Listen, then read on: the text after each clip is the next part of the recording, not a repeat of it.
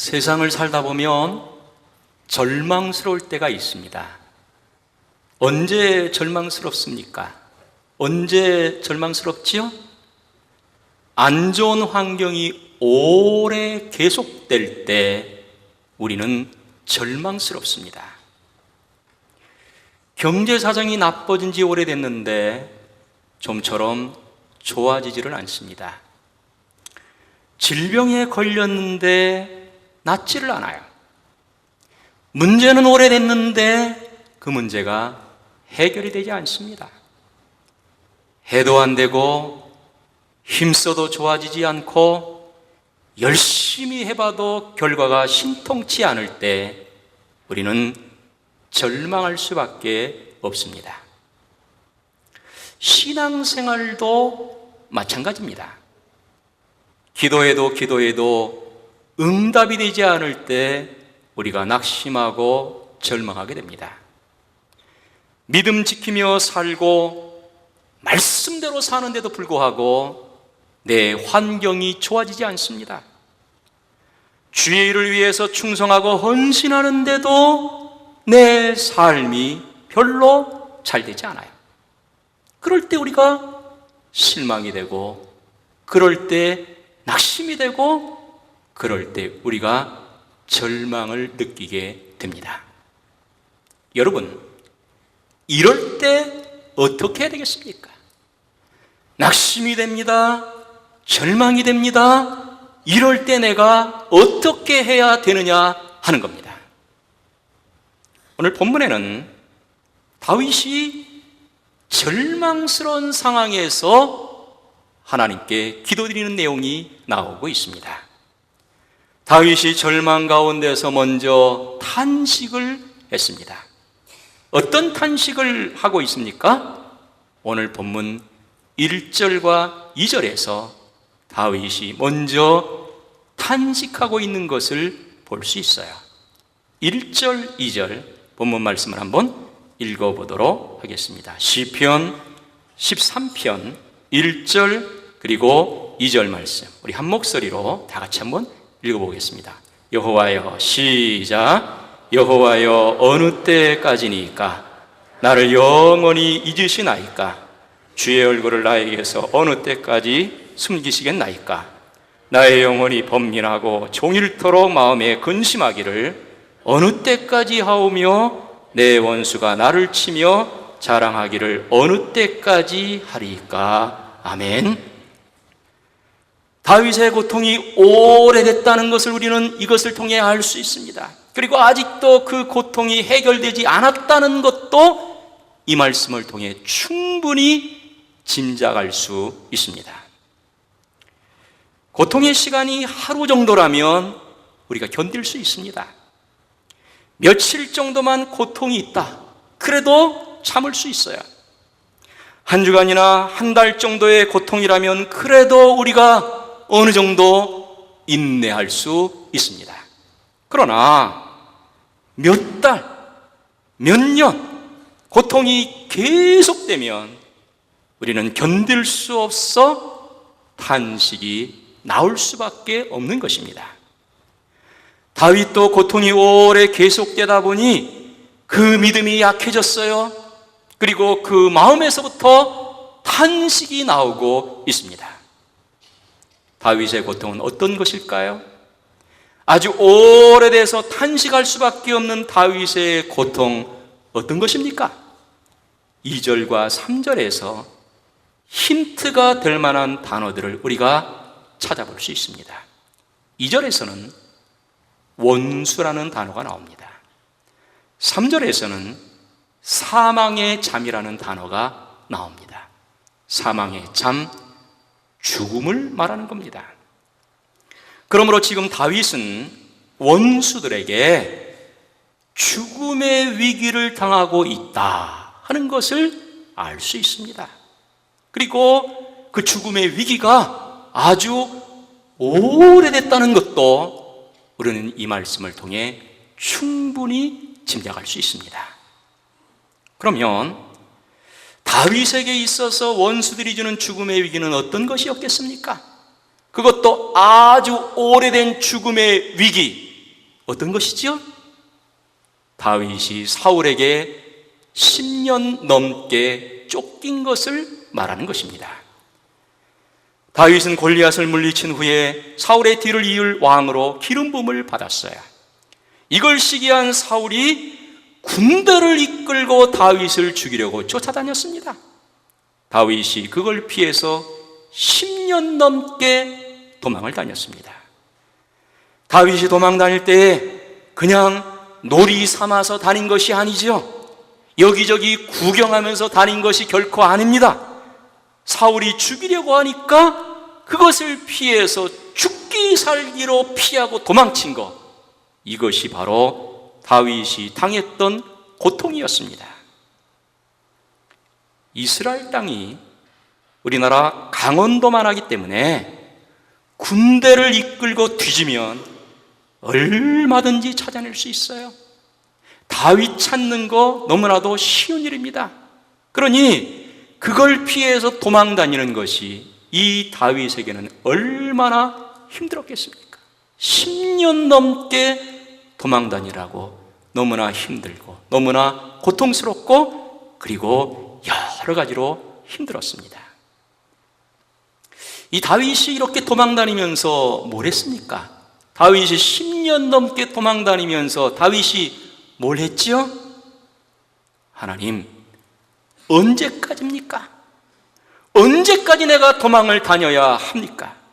이제 그만 원수를 물리쳐 주옵소서.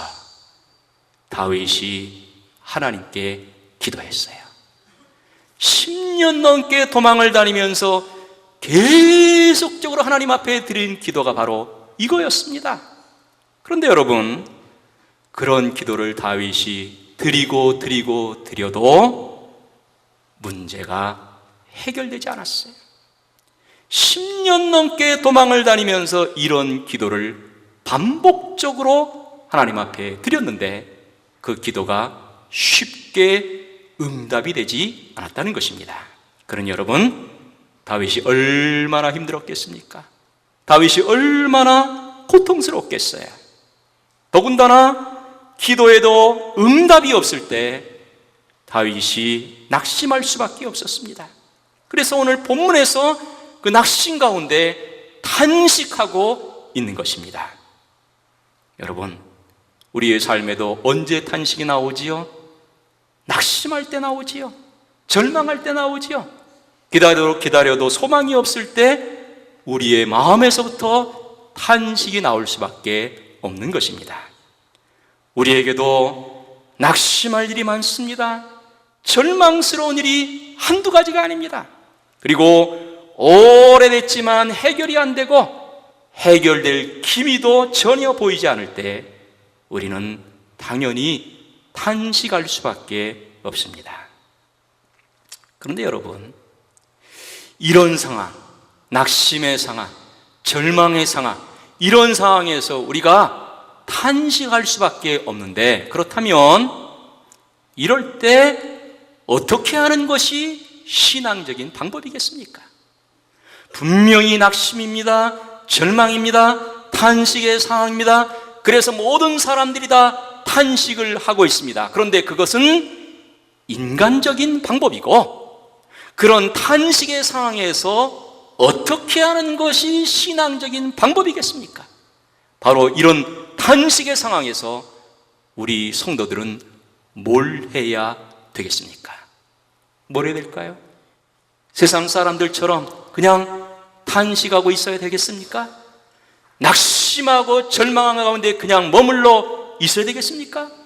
그렇게 하면 안 되고, 우리는 낙심과 절망의 상황, 마땅히 탄식이 나올 수밖에 없는 그런 환경 가운데서 그걸 모두 이길 수 있는 신앙적인 방법이 우리에게 분명히 있어야 된다는 거예요. 할렐루야. 그럼 그게 뭐겠습니까?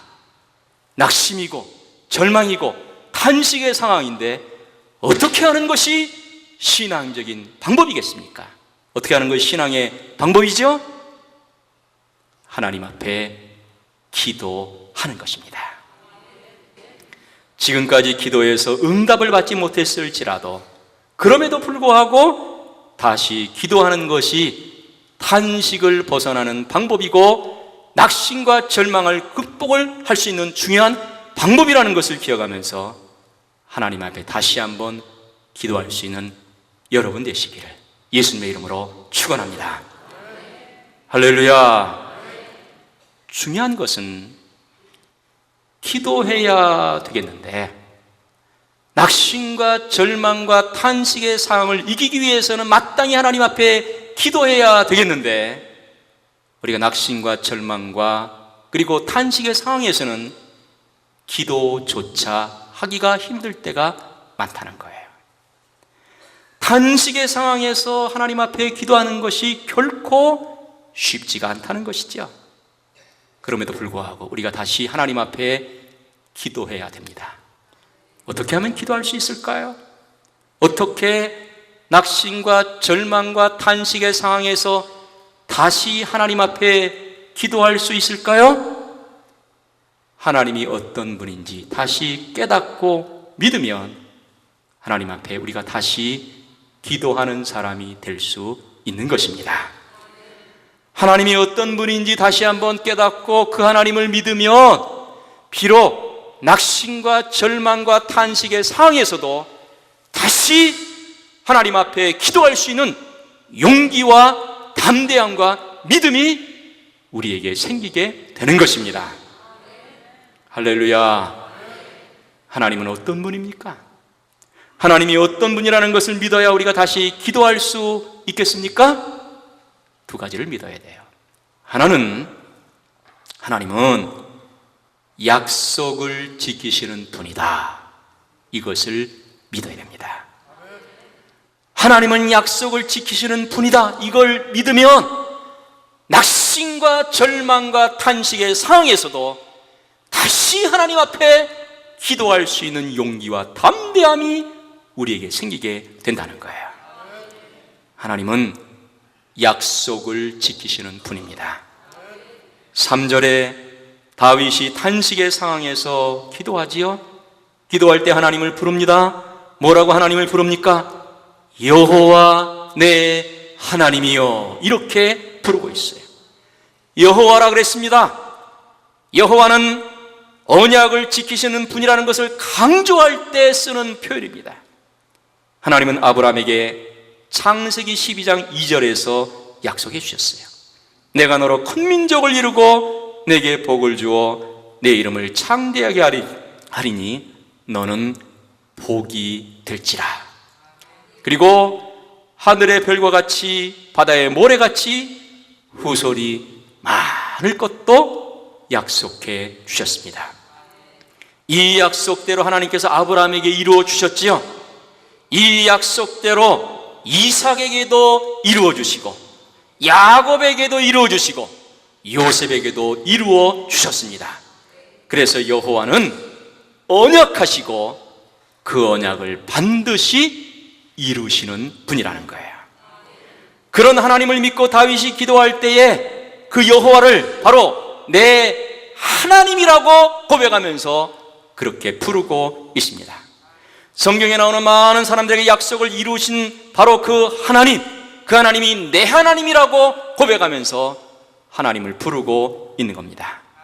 나에게도 약속을 이루어 주시는 분이라는 것을 믿고 이 다윗이 고백하고 있는 거예요.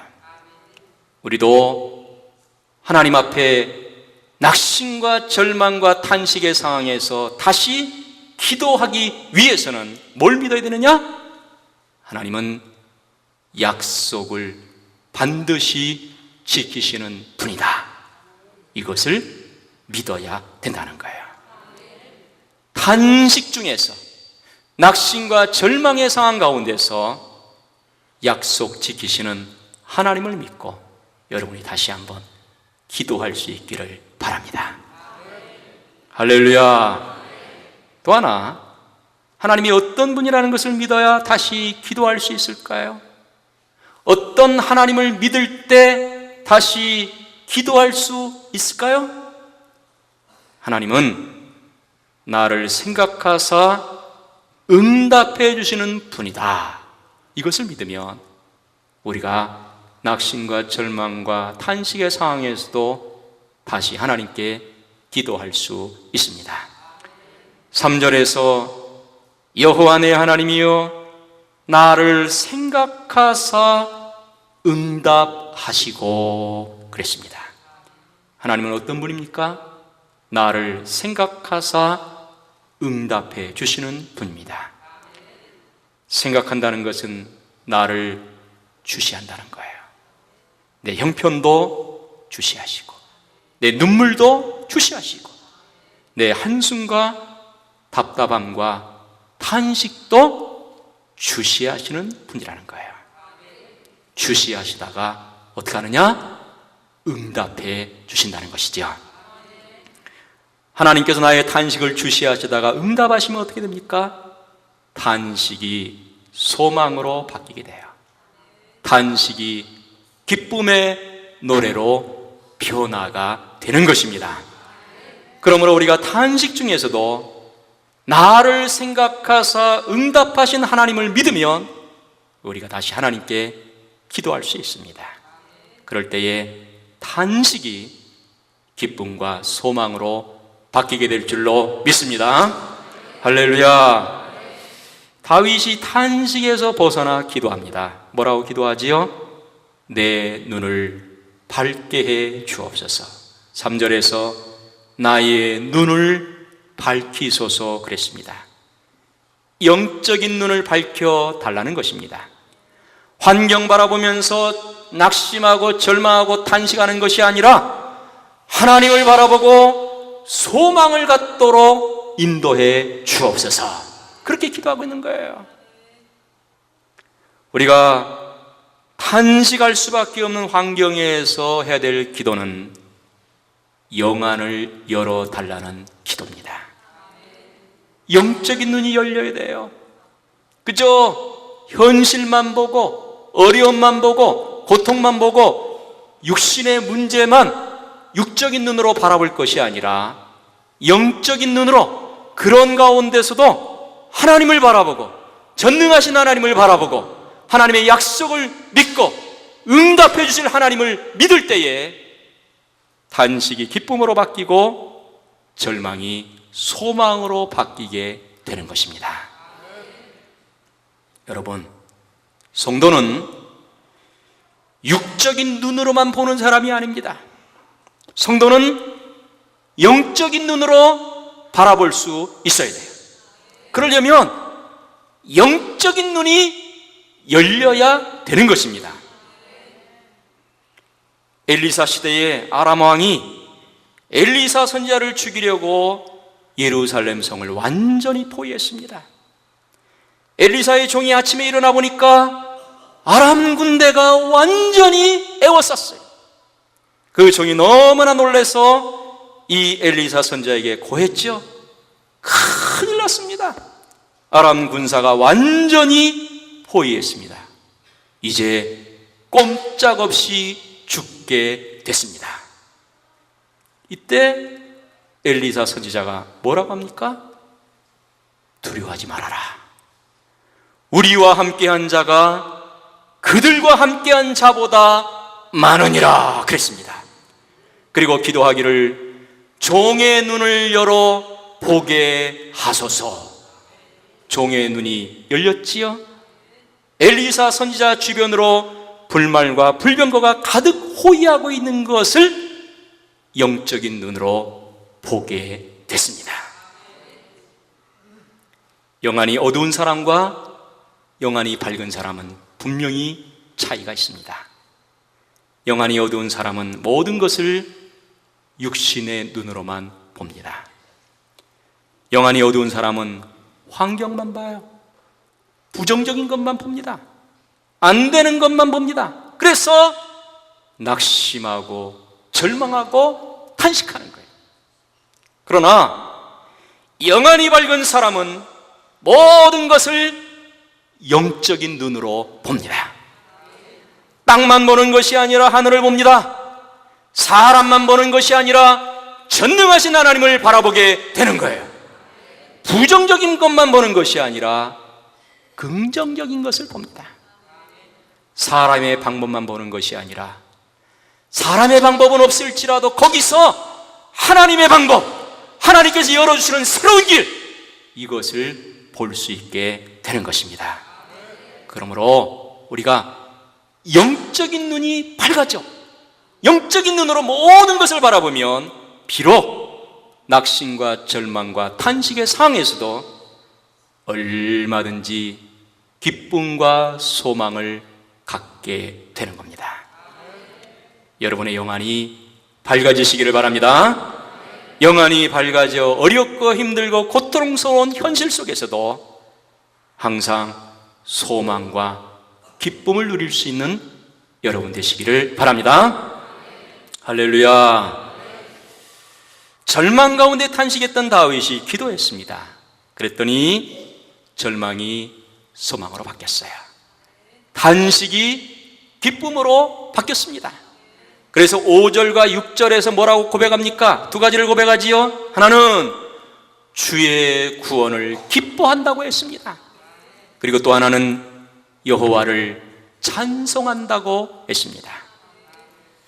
주의 구원을 기뻐하는 것이나 여호와를 찬송하는 것은 모든 문제가 해결됐기 때문에 하는 것이 아닌 것입니다. 아직 해결되지 않았어요. 여전히 어렵습니다. 여전히 문제가 있습니다. 여전히 낙심과 절망과 탄식의 상황입니다. 그런데도 불구하고 기도에서 영안이 열리니까 전능하신 하나님을 바라봄으로 말미암아 하나님의 구원하심을 확신하게 됐다는 거예요.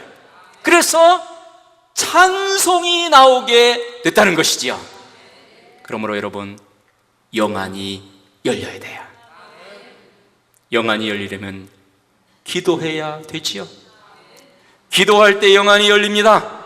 기도할 때 영안이 밝아집니다. 기도할 때 성령님께서 역사하셔서 영안을 열어주시고 영안을 밝혀주시는 것입니다. 그러면 절망 가운데서도 주의 구원을 보고 기뻐하며 찬송하게 되는 것입니다. 기도에서 영안이 열려 기쁨의 찬송이 여러분에게 충만하시기를 바랍니다. 우리는 어려운 환경에서 탄식하며 절망할 때가 많습니다. 이때 우리가 기도하기보다는 뭐 합니까? 생각만 하지요. 염려합니다. 근심합니다. 걱정합니다. 그러나 그런 걸로는 해결이 되지 않습니다. 오직 하나님께 기도해야 되는 거야. 하나님이여, 내 눈을 밝혀 주옵소서.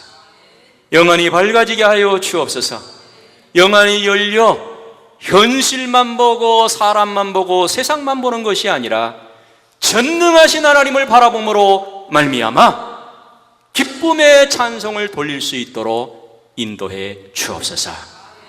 하나님 앞에 기도하다 보면 탄식과 절망 속에서 기쁨으로 찬송하게 됨으로 말미암아 결국 우리의 환경도 변화가 될 줄로 믿습니다.